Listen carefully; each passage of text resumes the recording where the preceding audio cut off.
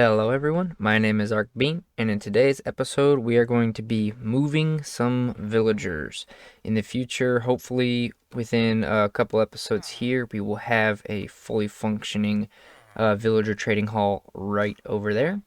And we have our first two volunteers for the job. Obviously, two villagers is not going to be enough for an entire base's needs. There are, I believe, 11 types of villagers. I don't know, I used to know them all, but maybe not anymore. But for starters, we gotta obviously start with two, and we can go from there.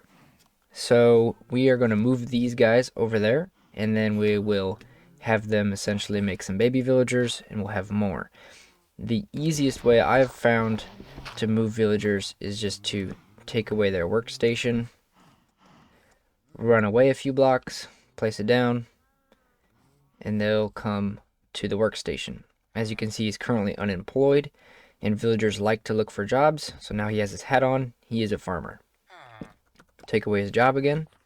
He's now, where is he? There he is. He's unemployed right now, but unfortunately there are other workstations around, like the brewing stand is a workstation for a cleric, so we'll have to come by and destroy that later. But for now, we can put the composter right there. Oh, let's go back a little bit here first. We can build this up so that way he can't escape, because we are going to have to contain them. Not really to keep them from wandering away, although that is a slight risk. It's more to protect them from enemies. So we'll have to grab our shovel here and disconnect some of this action. So since he is still a cleric, and I believe he's just connected to my bed in there, we can come over here and destroy the brewing stand, and we can always come back and set that up later. And he will be looking for yet another job. Let's see here. Appears as though he hasn't registered that the brewing stand is gone. However, he will soon. There are certain times of day in which the villagers don't want to work, and this is probably one of those times, seeing as how the sun is going down. And since he's not looking for his job, he's not actively making a decision about his job, and therefore doesn't really know that he's lost his job. So since he is free roaming, we are going to have to be quick here, and when the sun goes down, hop in bed. Alright, so we've got the morning here, and now he has registered that hopefully, well actually those sparkles were to connect him to the bed. In a few minutes here, the work day will start for the villagers. Seems kind of funky, but villagers do actually run on a schedule. It's just how they're programmed. So by a certain day tick, which will be maybe when the sun's about here, and he will attempt to find a job. So he'll get closer to where his brewing stand was, and when he detects that it's not there, he will try to find another job. So it is kind of unfortunate that he's in here, as there is 1, 2, 3, 4, 5, 6, 7, 8 workstations just in this house, which means odds are we're going to have to destroy them all before he will find his way over to the composter. I think there's actually another stone cutter out there too, so we'll have to give him a second. If push comes to shove, we can always literally push and shove him out towards the door. Oh, shoot, that's not good. Yeah, we're going to block that off just temporarily. Back over here at the pen that they're going to be kept in temporarily. I am aware that zombies can climb up here, but the villagers also need a way to climb in here. So they are willing to fall down 2 blocks, and they are not able to jump from here out. But once we get both of the parent villagers in here, we can cut all this out and we'll be fine.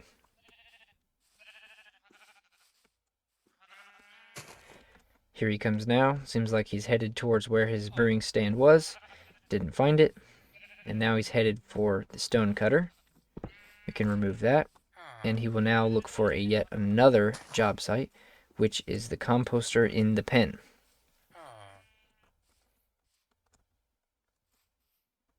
There you go. He's now in the pen. He cannot escape, which is what we want. So now all we have to do is repeat the process with the other one. Alrighty, here we are. We've got both of our parent villagers inside the pen. So we can grab our shovel here and make sure these guys... Oh, shoot. Alright, so now comes the second and easier part.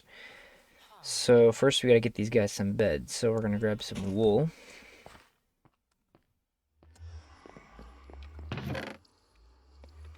Here we are. And I'm just gonna convert all of this wool into beds, and if we have extra, we can always just use them for ancient debris mining later. Alrighty, so now that they've got their beds, they will be able to initiate the breeding cycle. But first, we have to have a place for the younger ones to go. So if you guys have played Minecraft and experimented with villagers before, you'll notice that the baby villagers are only one, I think they're actually less than 1 block tall. So the baby villagers will be able to make it out of this gap right here. Make this another one wide. However, we don't want them to be able to go in and out of here because we want to try to keep the baby villagers separate from the parent villagers. As unwise as that sounds for, you know, real life, I do want to do something special with the 2 original villagers when I put them in the hall, you know, give them a higher seat or something like that. Just think that'd be cool. But in order to make sure that the baby villagers don't grow up and steal these guys' jobs and everyone gets mixed up, we're going to keep them separate. So, we're going to have to dig down a little bit here.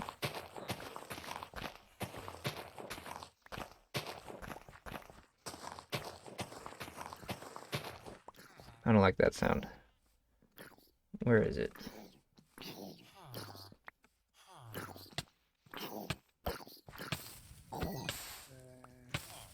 Alright. Not again. Get away from my children. Alrighty. I don't know where all these monsters are coming from, but this is a problem. So, hopefully, the villagers have connected to their beds and will return there once it's bedtime. It doesn't look like that one has. Wait, maybe he has.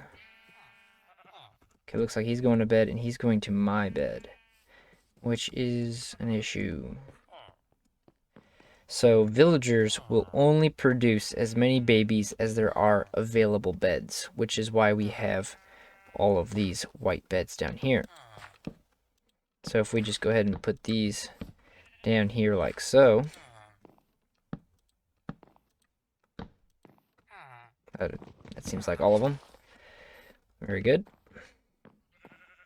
Then we can grab our dirt and continue the pen over here. Very good. So now, here's what's going to happen. The babies are going to be made by these villagers. They're going to pop out down here and they can run around. And at nighttime, they will want to find the nearest available bed, which is one of these beds. They will run out here, come through this little gap, and jump on these beds, get in bed, sleep, whatever they have to do, play around. And when they wake up, they will not be able to get back into the upper area of the pen. And it is also, even though it's only 1.5 block high, they are not able to jump out. Neither am I, for that matter. So everyone should be safe from monsters as well. So now that there are available beds, there is only one condition remaining in order to make it so that villagers will breed, and that is food. Villagers can eat carrots, potatoes, beets, and bread. It takes 3 bread per villager, or 10 carrots, beets, potatoes per villager for them to breed. So if we just take our potatoes here and throw in half of them, they will run around and pick them up. And no, they're not composting the potatoes. They're gonna keep them. So now they should have each at least 10, and if one has significantly more than the other, they will actually share. Cool feature of the villagers. Makes things nice and easy. So now once it's not during the workday, which it looks like it probably still is in the workday, they will make a baby villager. Let's take care of that guy before he blows us up again. There it is. There's the hearts. When you see hearts like that, that means they're making a baby. So I guess we shouldn't look.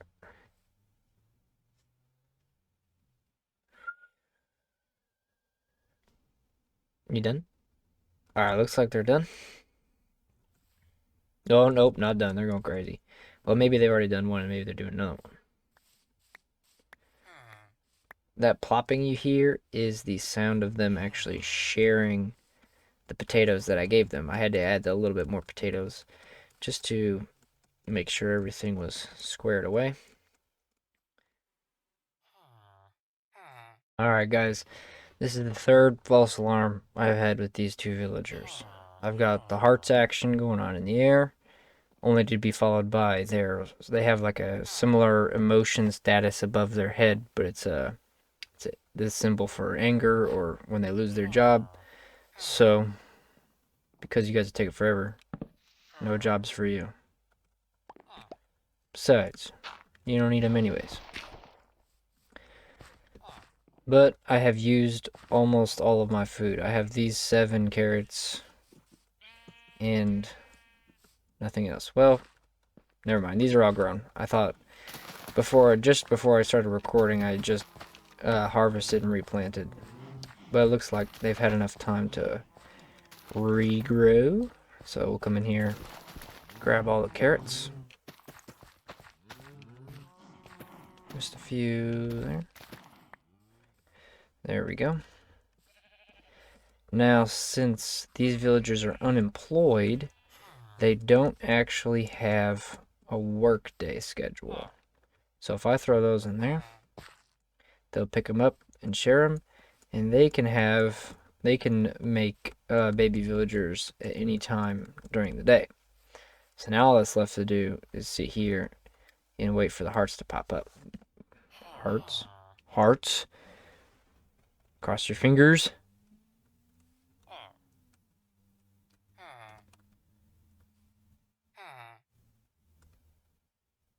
No.